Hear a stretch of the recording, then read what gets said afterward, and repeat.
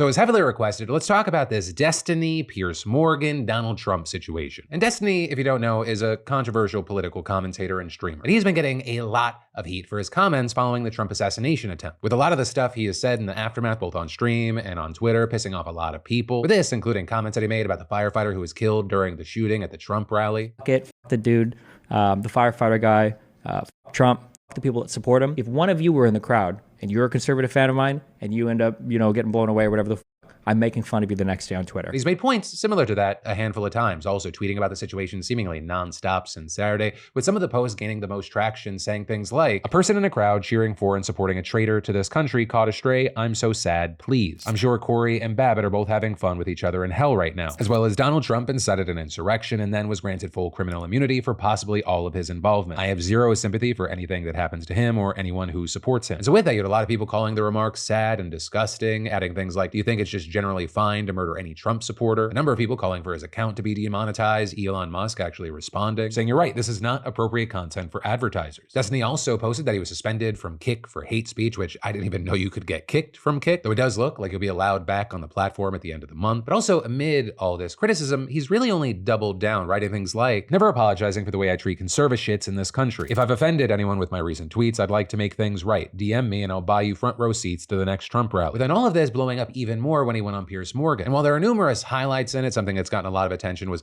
there was this moment where Piers Morgan says, "You seem almost gleeful," then saying that makes you frankly despicable, with Destiny responding, "I don't think I'm gleeful about anything. I don't think anybody should die. I don't think anybody deserves to die. But you want to talk about gleeful? Look at the conservative response to Pelosi's husband." Which I will say was interesting, especially given that one of the other people on that panel was Dave Rubin, with him being a conservative commentator who Destiny and others have essentially said is being a hypocrite in this situation, tweeting out a screenshot of Rubin memeing about hammer time after what happened to Paul Pelosi. Also linking to when Rubin wrote, "Here's hoping that AOC, Rashida, and Ilhan join Aaron Bushnell in his brave protest," who, if you don't remember, is the service member who lit himself on fire to protest what was happening in Gaza, which is also why Destiny then continued to say to Piers, "Conservatives have been turning the temperature up on the rhetoric. They have been making fun of these types of events for years, and now when something happens to them, now they're looking for sympathy from the liberal side? Absolutely not." Right, and so a lot of the discussion, which, by the way, I'll link to the full panel down below. There's a lot that's said, and it's just too much to try and fit into this one video. But yeah, in general, his stance was, "I'm not going to apologize for what I said. Right now, we're seeing so many hypocrites and pearl clutching from people as guilty as me. They are just on the other side politically." And so all of that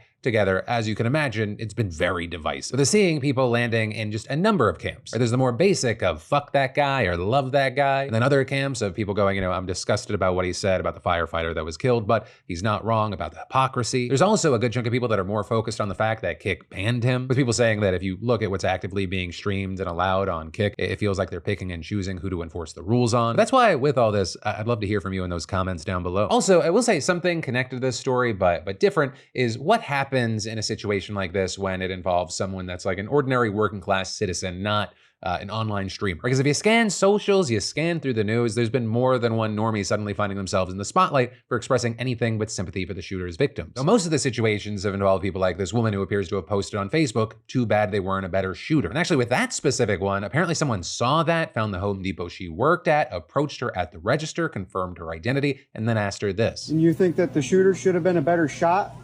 Is that what you posted on Facebook?" As a veteran, I'm disgusted. What have you provided to this country?